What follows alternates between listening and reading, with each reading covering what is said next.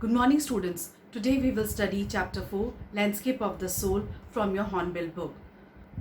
I'm sure most of you love art in some or the other form. Some love painting, some love sketches. So, this chapter is about art. Art is a natural language of expressing oneself and is a universal form of communication. Art enables us to find ourselves and lose ourselves at the same time. It was said by Thomas Merton.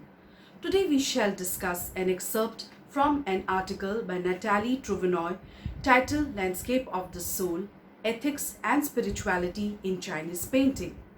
This excerpt is comparative study of European and Chinese paintings by Natalie Trouvenot.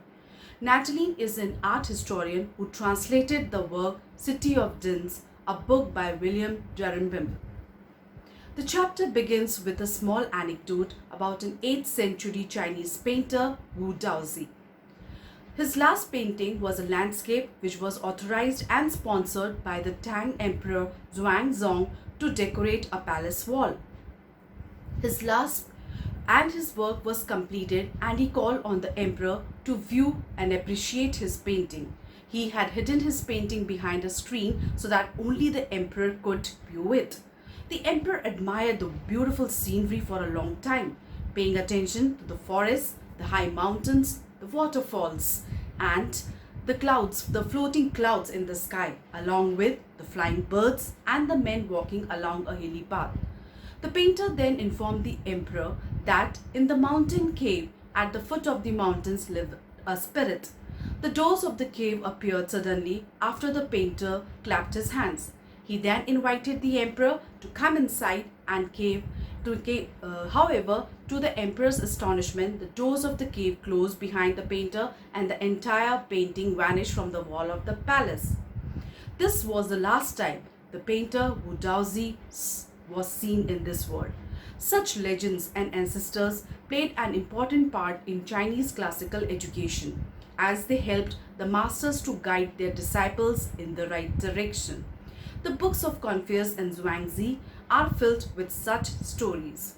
They were used by masters to explain the concept and meaning of art and to make abstract ideas comprehensible to their students. Another example of a Chinese painting is given where a famous painter would not draw the eye of a dragon he had painted in fear that it would fly away. The writer contrasts this with the European tale of Antwerp in the 15th century. A master blacksmith, Quentin Metzke, had fallen in love with the painter's daughter but was afraid their love would not be accepted because of his profession.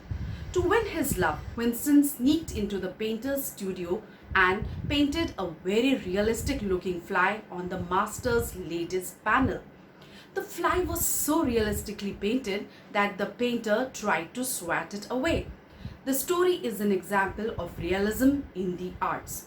Realism in the paintings is the attempt to present subject matter truthfully as it is in originality without avoiding the elements. This is also called naturalism. Impressed by his work, the painter admitted Quentin as an apprentice in his studio and also let him marry his daughter. Quentin later went on to become one of the most famous painters of his age. These two contrasting stories are used to highlight the differences between the objectives and approaches of Chinese and European paintings.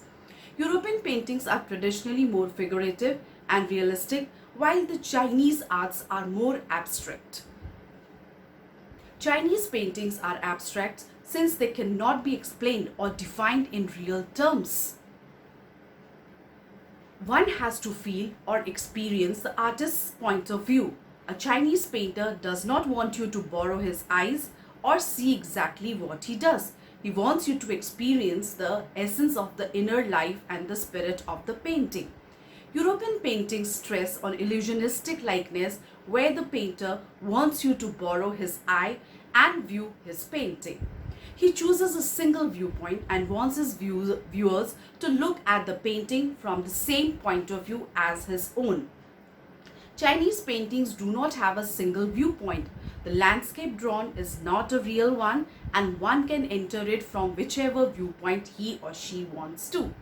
The Chinese painter wants the viewers to actively participate in the views of painting using his own physical and mental faculties. In the words Zerzy Kowansky, the principle of true art is not to portray but to evoke.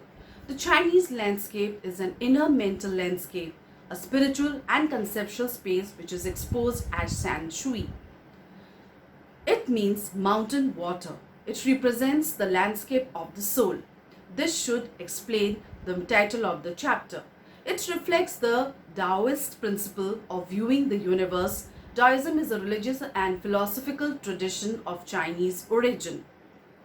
According to Taoism, the universe is composed of two opposite complementary poles, the yin and the yang. In a landscape presentation, the mountain forms the masculine yang, which reaches vertically upwards towards heaven. In a stable, warm and dry in the sun, its complementary opposite pole is the water or the feminine yin, which flows horizontally on the earth and is fluid, moist and cool. According to the Taoist principle, the interpretation of these two energies of yin and yang make up this universe. The interaction point of these two energies is the third element or the middle void. This middle void can be compared to the yogic practice of pranayama, the process of breathing in, retaining the air and then breathing out. The small space of suspension of breath is the void where meditation occurs. Thus, in a Chinese landscape, the unpainted space is the interaction between the mountain yang and the river yin.